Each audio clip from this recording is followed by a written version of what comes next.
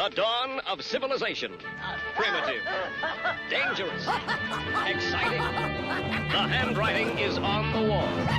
If the human race is ever going to amount to anything, it needs the most civilized caveman I have ever seen. Look who's come out of his cave. Hi everyone, this is James from Cave Dweller Music. My co-host Brendan may be joining us today. It's running a little late, but I do have a crew from Black Metal Rainbows. If you've heard of them, great. If you haven't, you should. They've done some really cool stuff in the space of the black metal scene. Put out a book that you definitely need to check out called Black Metal Rainbows and a sampler to accompany. Thank you so much for coming on the show. Great to have you on. Hi. Thank you. Just for anyone who isn't familiar with what you do you want to just explain what the book and the sampler are about? I go first. Okay, so basically, in a nutshell, the history or the story of how this book came together, it starts from a conference or a symposium that happened in 2015 in Dublin. So we're actually getting to nearly 10 years of what would become Black Metal Rainbows. And the conference was called Coloring the Black. And it was basically a symposium in the field of black metal theory. So I organized it with a guy called Michael O'Rourke. And basically the idea was to sort of bring a bit of color, a bit of excitement, a bit of queerness, a bit of disruption to this sort of quite new field called black metal theory, which had sort of come about, which many of us felt was just a bit sort of obscurantist, a bit elitist, a bit too Nietzschean. So basically, we had this symposium. Drew Daniel was there. We got a lot of pushback from the Nazis who were just like, furious about this. How dare you put color and queerness in black metal?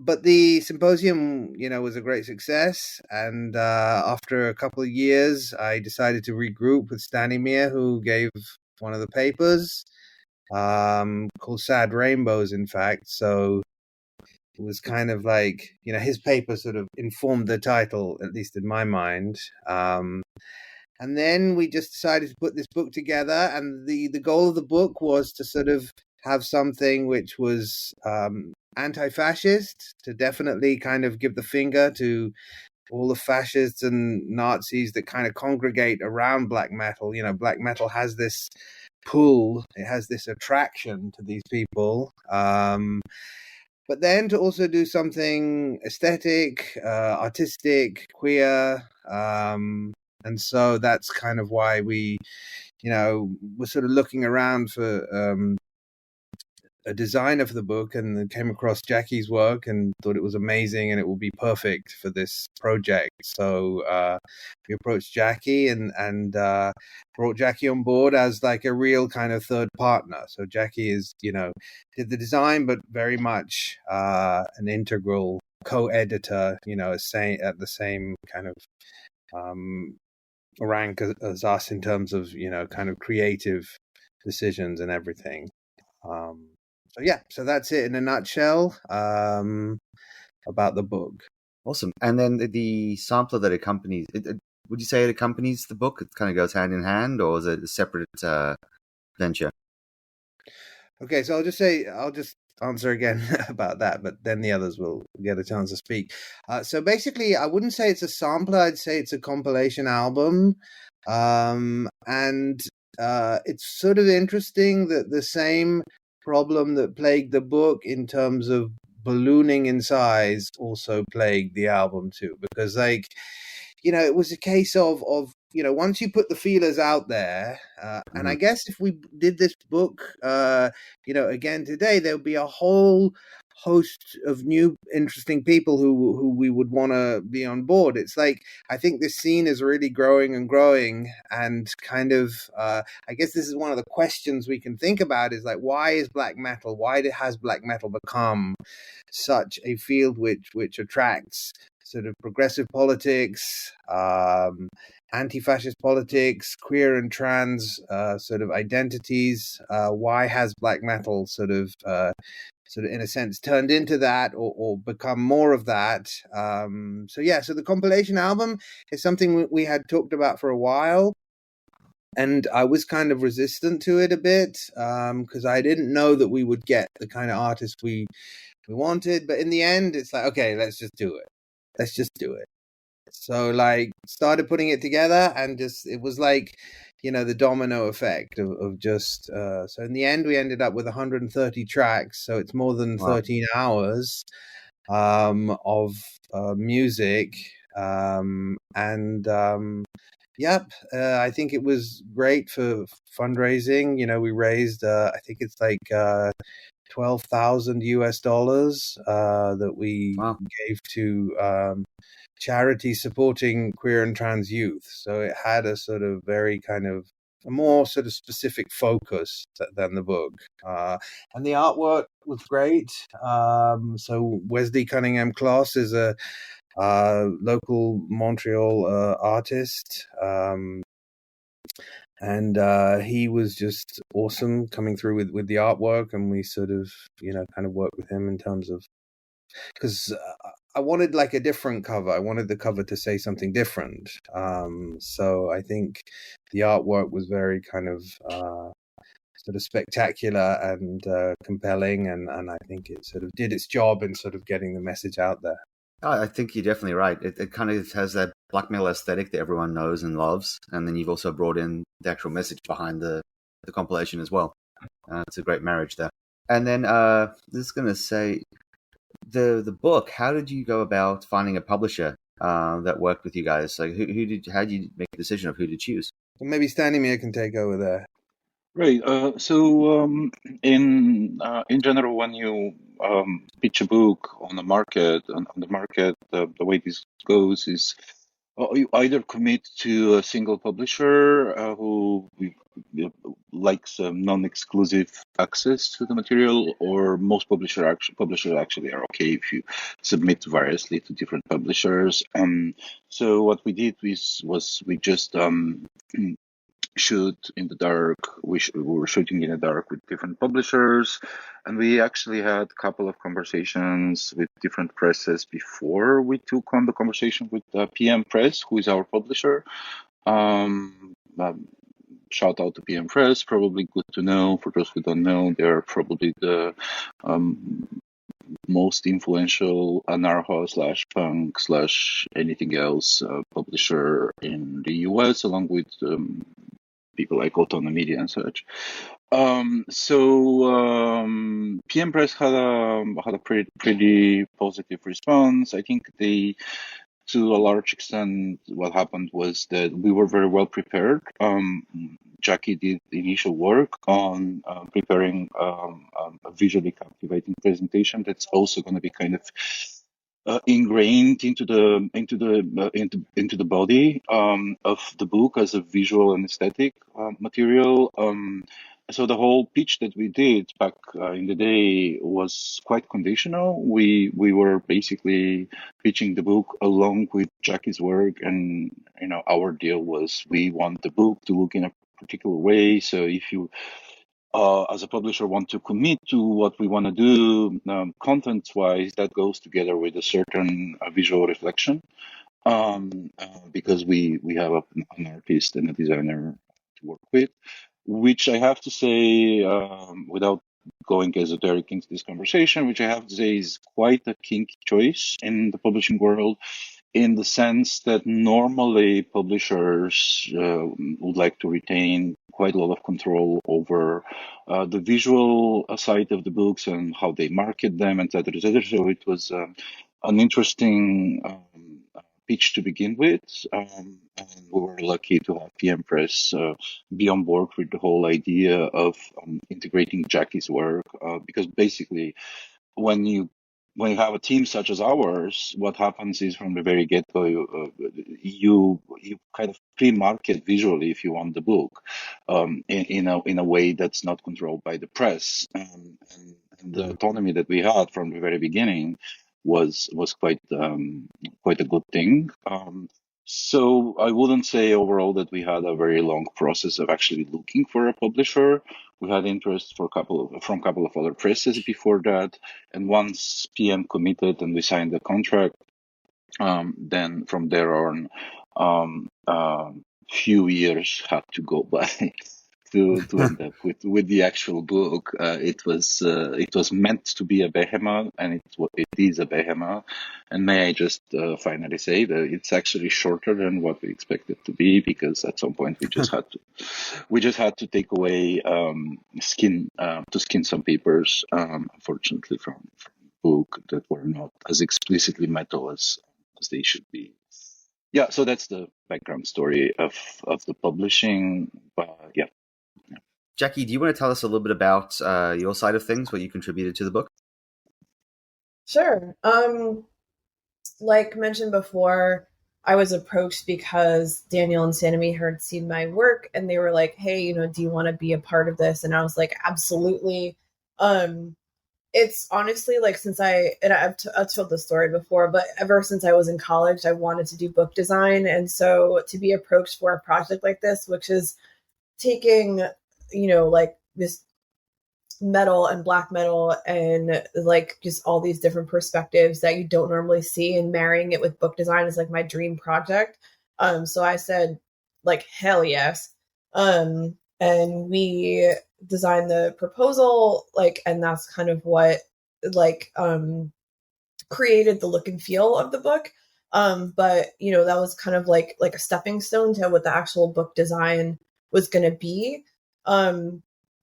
And so like designing an entire book is actually like a lot more labor intensive than one might think, especially because we wanted this book to be special. We wanted it to visually speak to the chaos of the genre, but also not to look typically black metal. Like black metal has a very specific aesthetic. It's like very lo-fi. It's like, photocopied photographs that are almost like there's no detail, there's high contrast, it's very grainy, there's lots of like spidery logos and stuff like that. There's no color really. So one of the first, like pieces of direction I got from Daniel and Stanimir was to make it, like as chaotic and colorful as possible, which personally is very like anti what I design like. I typically like things very minimal and plain and stark and black and white. And so this was like very much out of my comfort zone.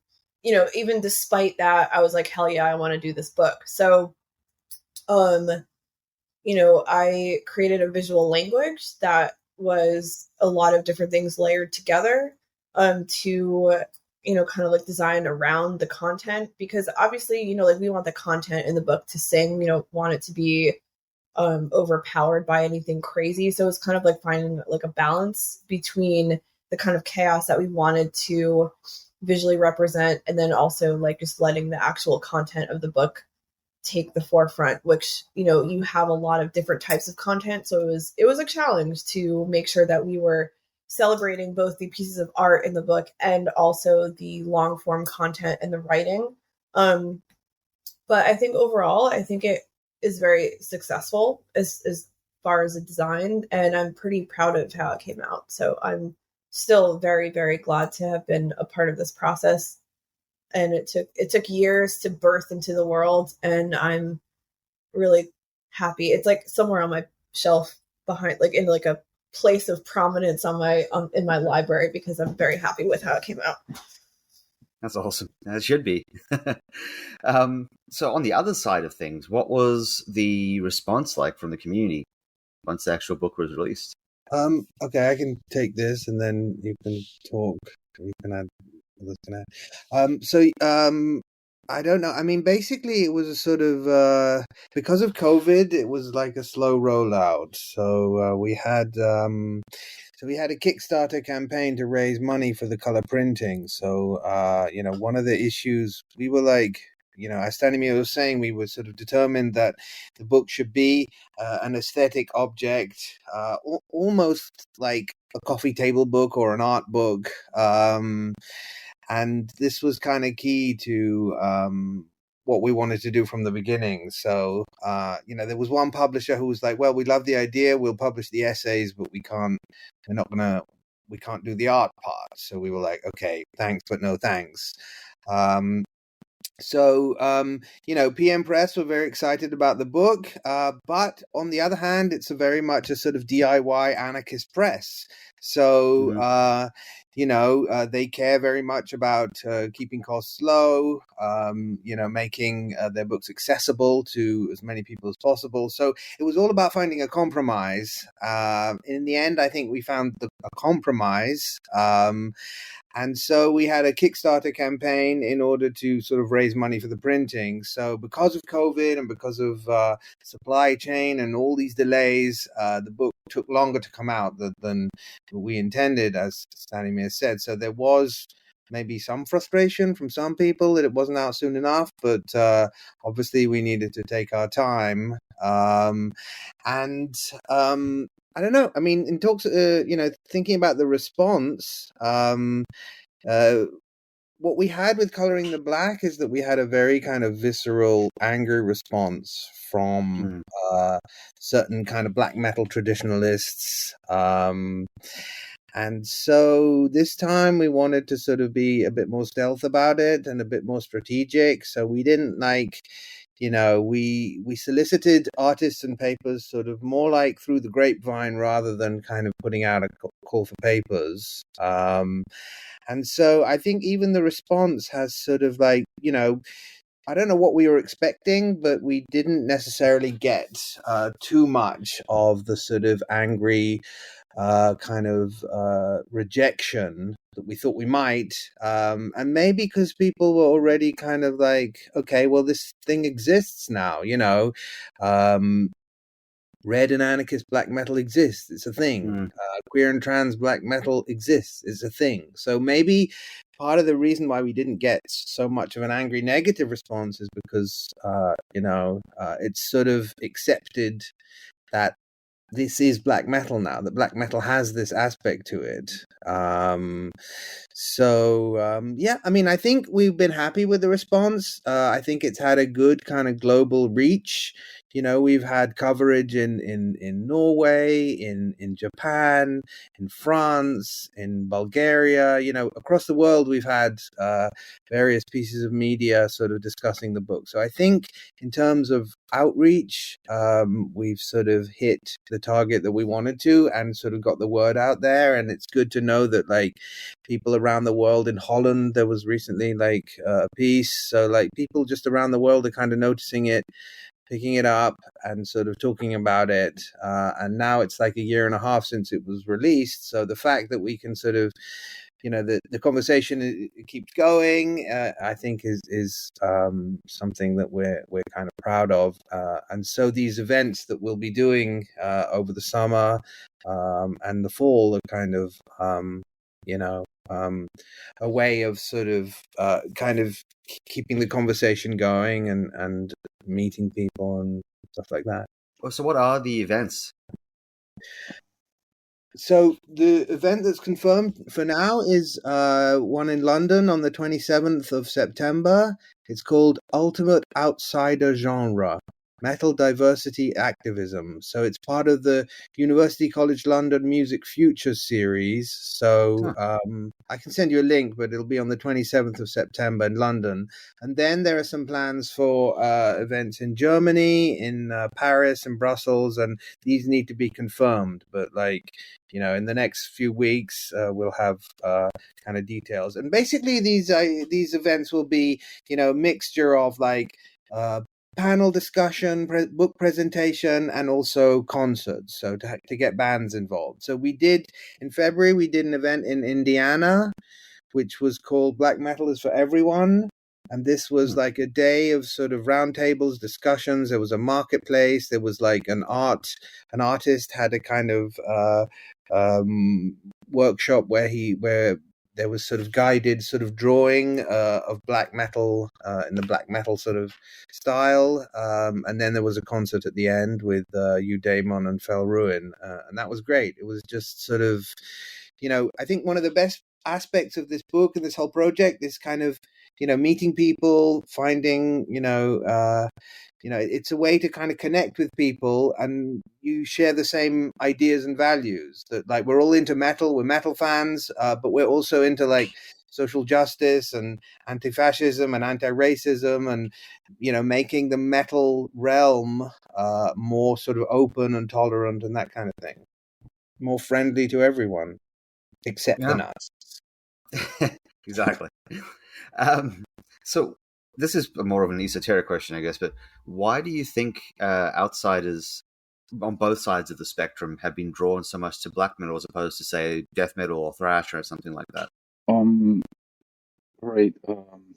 So there was a review recently that was published by Owen Coggins in Metal Music Studies. And this is the first out of three so far, I think, book reviews we've had, which picked up on a related subject, where Owen, I was happy to read, paid attention to something we actually mentioned in the book in our introduction with Daniel, which is the following question. Is there something specific to the music qualities of black metal that make it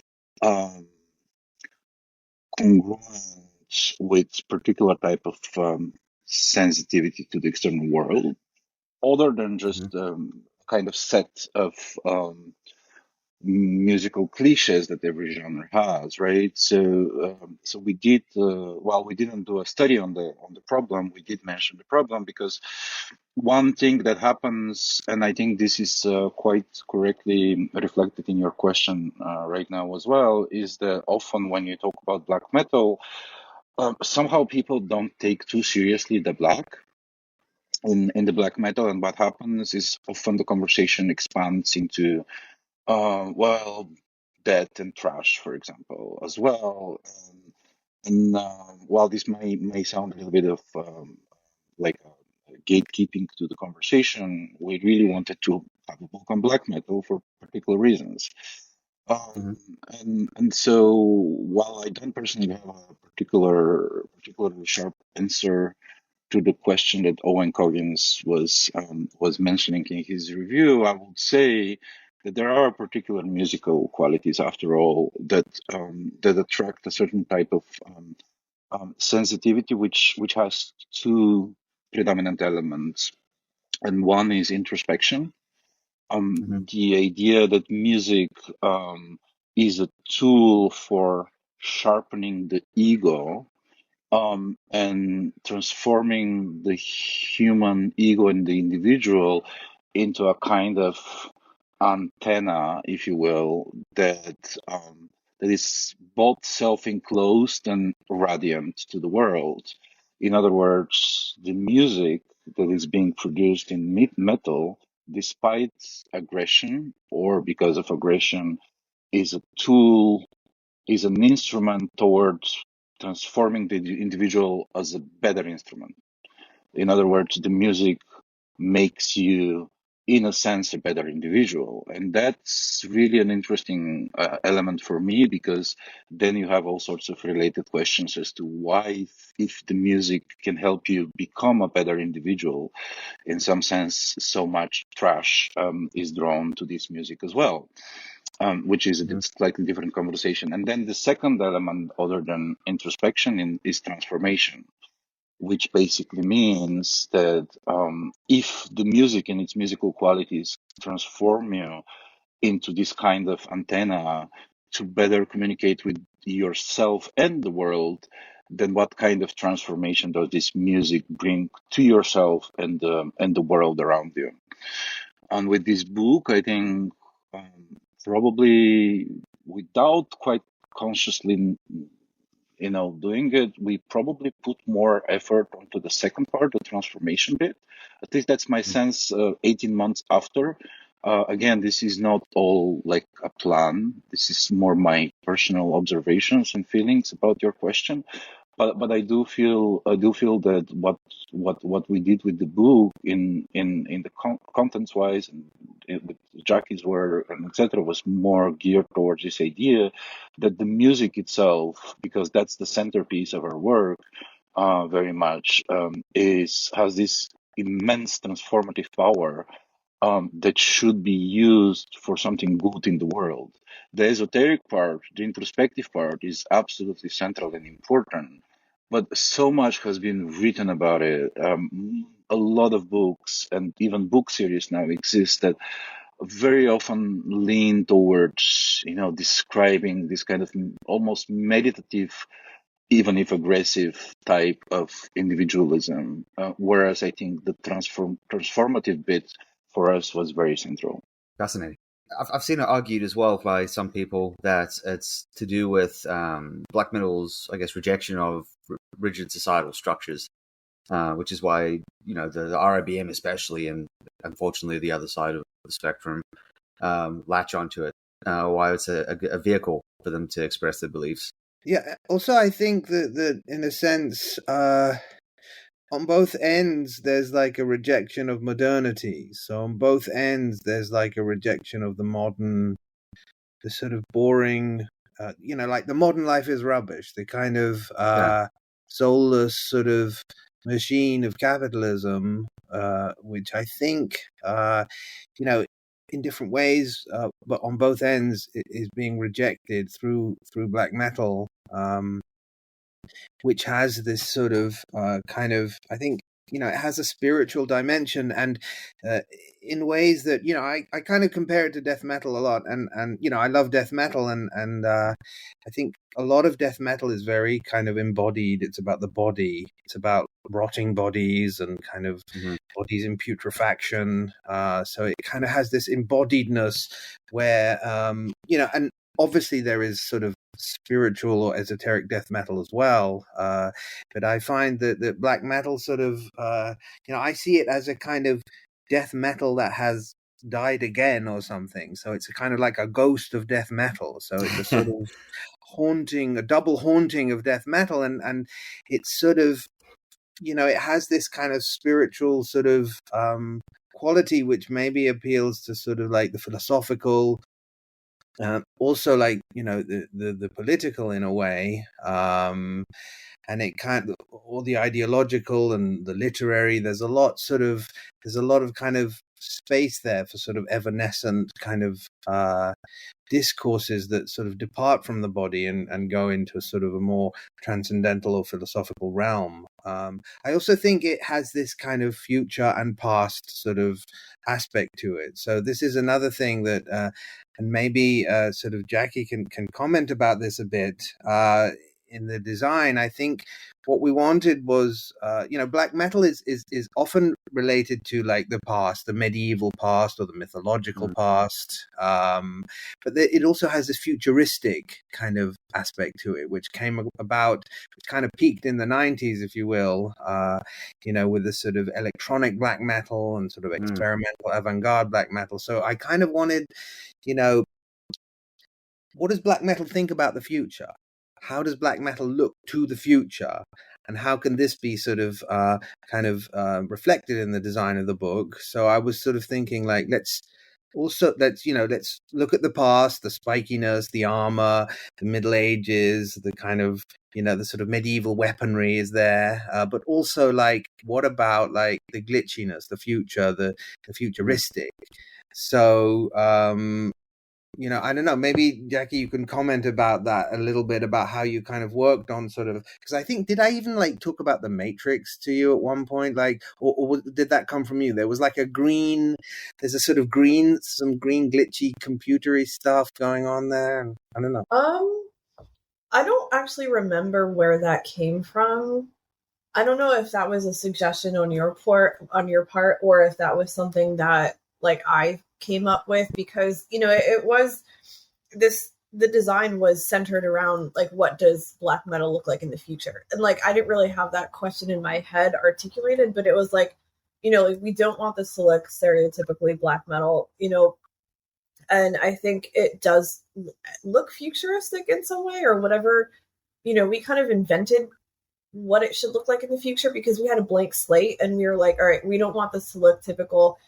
How do we visually represent chaos and color and all of this stuff? and how does that lead into like what we think black metal should look like in the future. And it did come out. There are a lot of different layers to the actual design and all the textures that I made. There are some human elements which are still chaotic, just very scribbly, kind of like pencil lines and stuff that I use to call focus to different parts of the writing or the art. But there's also like layered, like just glitchy things, just like a computer screen, like a broken monitor or something. You like take a picture of that and just like layer it on there. There's lots of like kind of pixelated things, and there's also like odd like analog textures, like things, if you photocopy something and you drag it across the copier, like it just makes this weird trailed art. And so like all of these different things kind of layered together became our visual language. And that became, like the answer to what do we think black metal will look like in the future. It looks however we want it to look, which I think is really the answer to that question, because it's up to us to make that up. And we did visually, but also we want to use that as a parallel for, creating the kind of black metal scene that we want to with this book. No, that's awesome. I think definitely compared to other metal genres, black metal has always been very open to experimentation musically. If you just look at the number of subgenres in black metal versus some of the other metal genres, I think you see that, which I think has really helped. I mean, I think it bleeds over to the actual lyrical content, but just musically speaking, there's so much variety available in black metal. Right. Maybe that's a segue a little bit also into your earlier question on the reception, actually, so far of the book.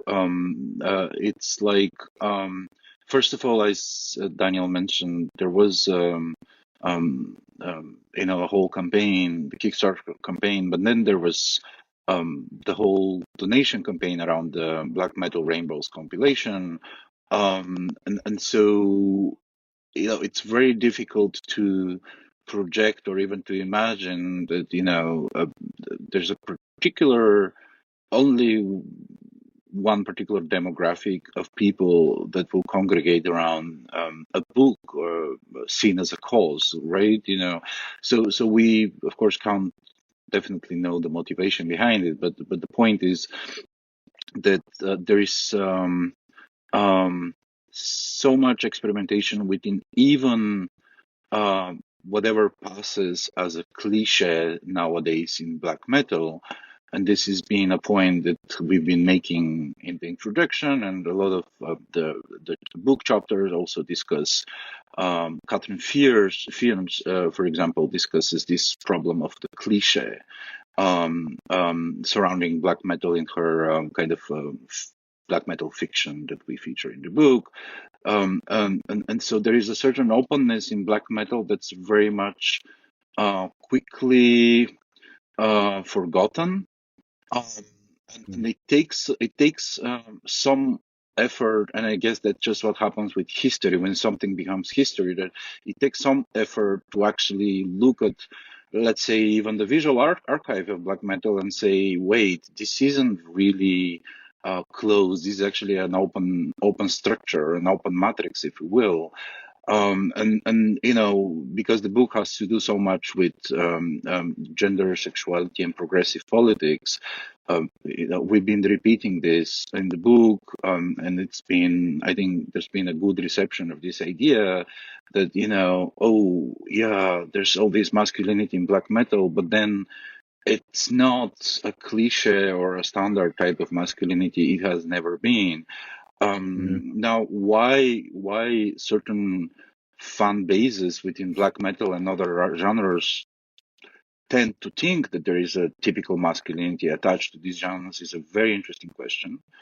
But our work wasn't exactly to say to give an answer here, but more to remind everybody who is into this openness of black metal that it is actually openness. Now, this isn't to brush aside all the political problems that go along with, for example, the critique of modernity that Daniel mentioned, because as you can imagine, this often goes along the lines of the horseshoe theory in politics, right? Right. Oh, yeah, that's just, the black metal horseshoe theory, so to speak, right? But what I'm basically trying to say is that within the existing reception so far of the book, I think it's been successful in the sense that people pay attention to the fact that we work with the history of black metal, so it's not just inventing the future, which is very much what we did, but there's also the idea that the history of black metal so far has to be riveted open in the sense that there is undiscovered or forgotten openness in the genre. And of course, the most dangerous element of this riveting, of this opening of black metal, is the horseshoe theory, because then, there are, I have to admit, at least from my point of view, I don't want to speak for the others, but at least from my point of view, there is a lot of open questions as to, why there is different motivations behind a similar critique of modernity or even postmodernity, if you will. Yeah, it's fascinating. You could do a whole book just on that topic. Out of curiosity, did you have much crossover with the dungeon synth scene? Because there's so much crossover between black metal and that sub culture right there. Well, I definitely wanted a dungeon synth essay for the book. We didn't get one specifically, but we did get a very interesting essay on ambient by Angel Simityev, and I think I think the you were talking before about how there's so much variety in black metal, and I think it's just I remember when I was getting black metal into the 90s, it's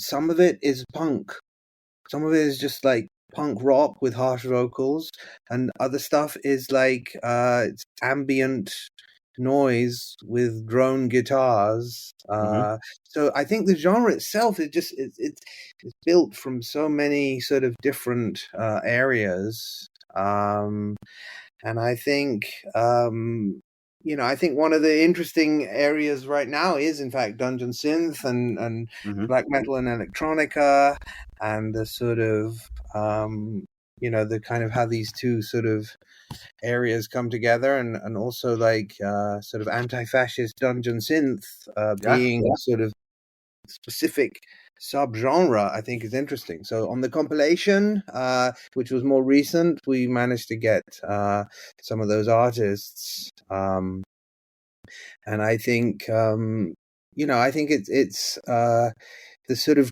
trance-like effect of black metal, which you have in dungeon synth, is sort of my personal take on dungeon synth is that it has yet to sort of like it hasn't peaked yet as a genre. So dungeon synth is kind of just sort of just getting started in a way. I think there's so many interesting things it could do and places it could go, and I really am a big fan of sort of electronic music from the 90s, stuff like Aphex Twin and The Prodigy, and I think there's just like there's so much that can be done with like dance music and black metal and the kind of, and I think dungeon synth is a space which can sort of do that. But what do you when you ask the question, what dungeon synth are you into, and what do you? Well, I'll just let you know, we did a charity sample last year, completely dungeon synth, and it was actually to raise funds for trans rights. We called it Battle Hymns, Triumphs, and Transitions. And we had like the album art's like a knight with like the trans flag on his spear, and the reception was awesome. The scene really like supports itself, which I really like about dungeon synth. Like if you make something like that and put that in like some dungeon synth Facebook group, it just blows up. People are like, check this out, and yeah, it's the artists support the other artists, which is really cool to see. Yeah, maybe I can just say a couple of words on this. And again, it's not so much on dungeon synth, but the idea that so there's a whole, I think, political economy is the academic term, but really an economy behind the way music like Dungeon Synth is produced, because it's basically what people have called the audio bedroom, right? So this is a kind of music that you can almost completely produce on your own without really much professional gear around you, and etc., etc. And I think there is a kind of crossover in the book with the attention paid to DSBM music in particular, Right. because it strikes me that Dungeon Synth is not production wise is not very much different from the one man bands who are very much DSBM people, or and the other way Right. around. So probably Dungeon Synth is a bit more lively scene than DSBM, but just the whole production mode of synth music into the extreme genres has one very particular interesting quality, which again refers back to individualism, and either embrace or critique or both of individualism, and it's the production conditions are basically zero. And the idea of the audio bedroom, it's actually coming from Terry Templates. He's been in the mid 2000s. He's been kind of both celebrating and critiquing the political economy behind audio and net labels, which was kind of the peak, I think, mid 2000s or so, of this idea of the audio bedroom. And he wasn't talking about particular genre at the time, but the music you raised as an issue, a possible intersection, is very much there.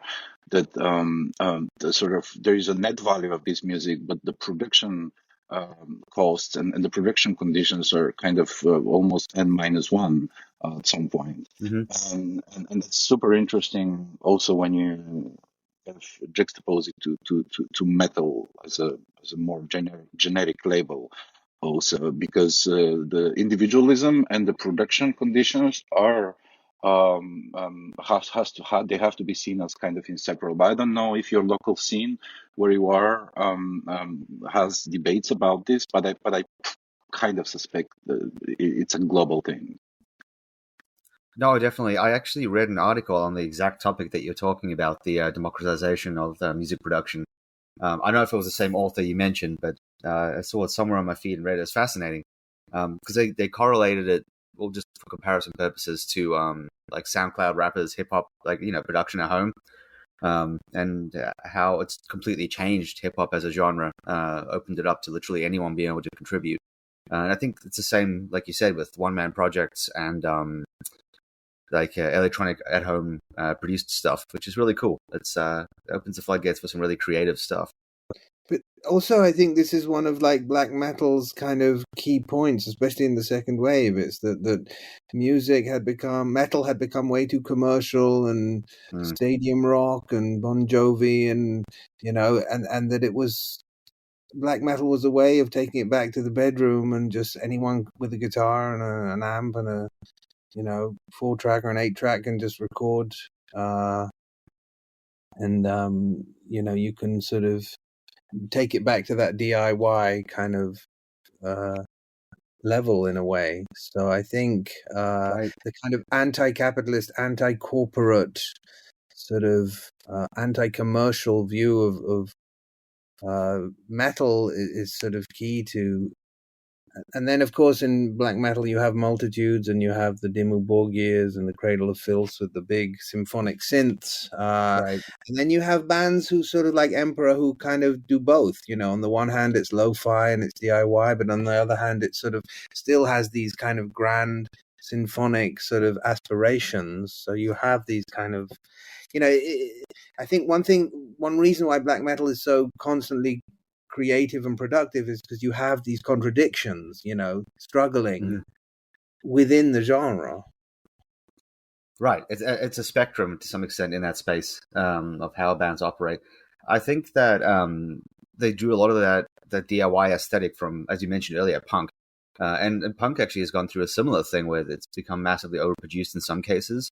But then you go to places like power violence or grindcore, and it's completely DIY underground, like playing house shows, still that sort of thing.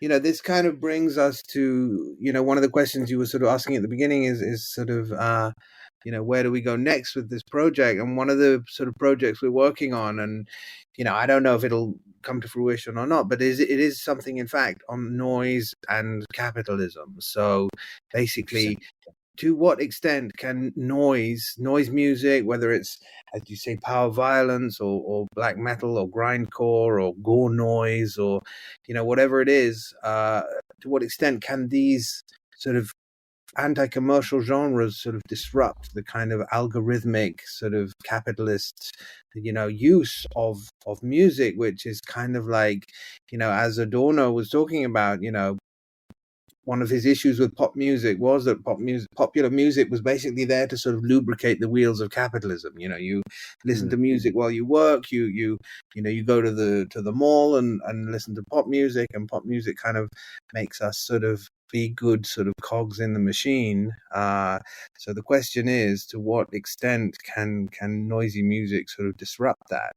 And I guess it is an open question because, I sit with my computer and I write and I listen to death metal or brutal death metal. So like, I'm also using death metal to kind of give myself the sort of rhythmic kind of shot of caffeine that I need to sort of be a productive worker bee. So, like, who knows? I never thought of it that way. That's a really good point. Yeah, it's funny because people look at stuff like death metal and black metal as sort of like as niche as you can get, but I don't think it is. I think stuff like harsh noise and dungeon synth are even more niche than black metal or death metal, in my opinion. It's a very particular type of person that enjoys both of those. And I also think that it's kind of like it's music that's made for other artists, which, I mean, metal itself, it, to some extent, is that as well. It's one of those genres where a lot of the people that enjoy the music create music of their own in some way. So we're just coming up on time here. I had two questions for you. One is, just because you are so in touch with the scene and what's going on in the space, has anything stood out to you this year so far as worth listening to that people may not have caught? I mean, I'm not that in tune with what's going on, but I think there's just I think there's a lot going on. There's one band I was listening to recently is Lust Hag. I don't know if you've heard them. I'll have to write it down. Yeah, and the Fiat label, which is the one you were talking about, right? Yeah, they're great. Yeah, so I think they do dungeon synth and metal with a lot of with a kind of sort of animal rights, supporting animal welfare and rights and rescue kind of aspect to what they do. So That's cool. And I think they do, everything from dungeon synth to metal, and I think so. I think the Lust Hag release came out through them. Looking on the band. Yeah, I have it saved now to check out. I'm loving the aesthetic on their album art. Yeah. So it's like a self-titled 7-track album. It came out in April. That's pretty fresh. Yeah. And then Undulation is a band I was listening to recently. Is that death metal? Yeah, it's kind of it has a sort of doomy quality to it as well. Okay. Oh wow, love the album art. That is really cool. I wanna give a shout out to Oranssi Pazuzu, which is one of my favorite metal bands from Finland. Awesome. Also shout out to Finland for making some of the best music in the world. Oranssi Pazuzu just put out a single. I think they're coming out with a new album. They're psychedelic black metal. Mm-hmm. Really incredible, and I really like their new single. They're definitely pushing the boundaries of what black metal is. I feel like their new single is definitely a little weird and definitely pushing musically what they have released in the past, which is exciting. Is that the one that starts electronic at the initial part and then moves it? Yeah, that was good. That's a good single. Yeah. super cool. Yeah, always interested in seeing what they're doing. Also, if anyone has a chance to see them live, definitely recommend it because it's a transcendental experience. Awesome. Yeah, there is a couple of references that I want to just draw. One is there's a project out of Providence, Rhode Island, which is called Straight Panic, which I think we did mention just very briefly in the introduction, but maybe a bit more attention. It's a bit of a weird project because it's kind of it's both a artist and a label in a way. So it's like a personal, almost like a personal project, but it does function a bit like a label because they put out other artists as well. So quite often, and they do this kind of punk slash industrial slash black metal mixture, which is very very interesting, and it's also very loudly, kind of unapologetically, almost pornographically queer. So I'd like to recommend that to anyone who's interested into kind of the queer and, as they say, puke pink kind of aesthetics of black metal. And then there's a guy that is also on the edge of industrial slash black metal. I guess that's just kind of where I am with music very often. His name is Lugola. He's from Poland. I also want to just mention that the Polish scene is just so enormously beautiful and nice, and there's a lot of interesting crossovers between metal and other hardcore genres in Poland in particular. And usually they also have a good musical infrastructure to show that, such as the Unsound or the Wrocław Industrial Festival, etc. Yeah. You know who else has a really good hardcore crossover scene is Malaysia. They do a lot of really cool like crust punk death metal crossover stuff that's disgusting. Daniel, by the way, have you you mentioned you loved electronics? Have you heard of Author and Punisher? I do, but tell me more. I mean, I have heard some of the records, but which is the best one? It depends what you like. He's from San Diego, where I live, so I've seen him here live.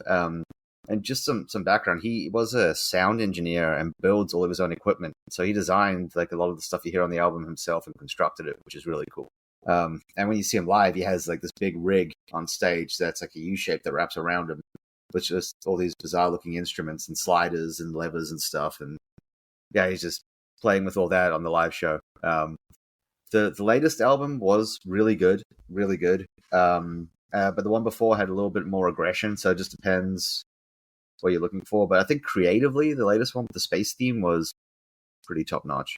I got to see him years ago in New York. It's an awesome show watching him like work all of his contraptions and like make music that way and then sing into that weird whatever microphone that he built. Wasn't he like an engineer at MIT or like from MIT or something? I remember, he's like a fully qualified like engineer, I believe.